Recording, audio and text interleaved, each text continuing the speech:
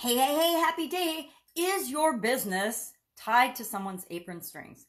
I love this. This is a really interesting saying or idiom. And I was chatting about it with some people yesterday, and I thought I like to think I'm really independent and that I've never been tied to anyone's apron strings.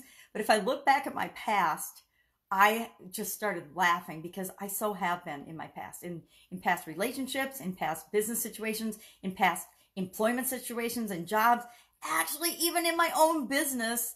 For over a year, I wanted to fire our biggest customer because they were really, really bad for my organization. But I was scared because I wasn't sure how we were going to replace that revenue. And they represented like 80% of our total sales.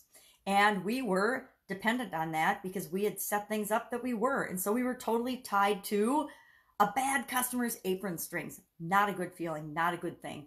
And we did end up finally letting them go after a year, and we did just fine.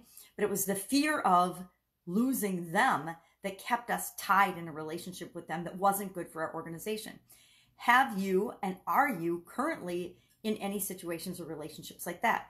Are you dependent on a certain customer category like I was, or are you dependent on some other thing outside of your organization?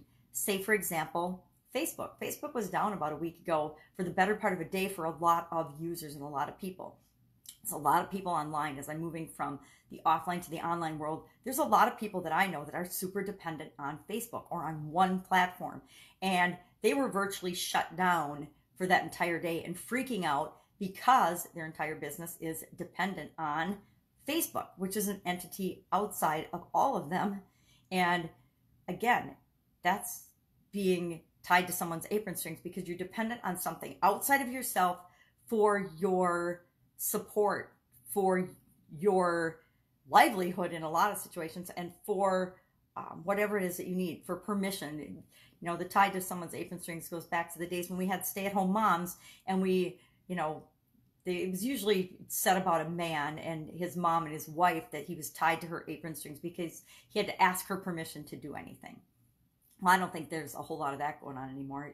If anything, it's more women are tied to their men's apron strings because they, and I don't know, that goes both ways. Sometimes we get in relationships that are very controlling and not good for us or good for one or the other party. But it's a whole nother ballgame. But it's the same. It's all relationships. It's the same in our businesses as it is in our personal lives.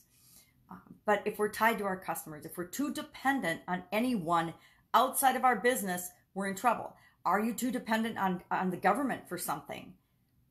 Are you too dependent on another industry for something? Think of the medical industry being so dependent on the insurance industry.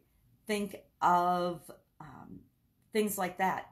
And the more dependent we are on something, the less control we have. The less control we have, the less freedom we have. The less freedom we have, the less choices we feel like we have. Now, of course, all of that's an illusion, and it's always entirely up to us whether we choose to be in a relationship or not, whether we choose to be dependent on someone else or not, whether we choose to let that be the way we operate.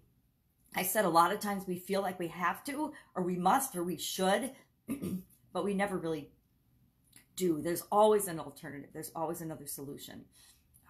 Even when we think there's, say, for example, you are dependent on the electric company and your electric company is just messing with you. Well, there's other ways to generate electricity, right? You don't have to be dependent on the electric company. Now, that's kind of an extreme example, but you could set up your own, windmill or wind generated, source of electricity. There's always a solution if we're open-minded enough and willing to look for it. But the first step is to say, okay, yep, maybe I'm a little too dependent on this one particular customer. Maybe I'm a little too dependent. My business is currently too dependent on this situation, this outside source, this tool.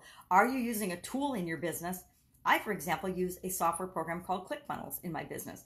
If ClickFunnels goes down for a day, what would happen to my business? If they went out of business, what would happen to my business? Have I created a business that's independent of that?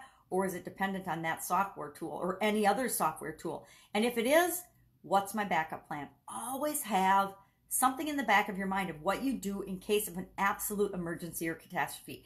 It's probably not going to happen, but guess what? What are you going to do if it does? When Facebook went down the other week, it didn't faze me one bit because my business and my life is not set up to revolve around another entity, to revolve around a social media platform for sure, like Facebook. So ask yourself today, am I tied to anybody's apron strings? And if the answer is yes, just come up with a couple of ideas to make sure that you have a backup plan in case something were to happen to them. That's it. Go out and make it an awesome day. I'll, of course, be with you tomorrow.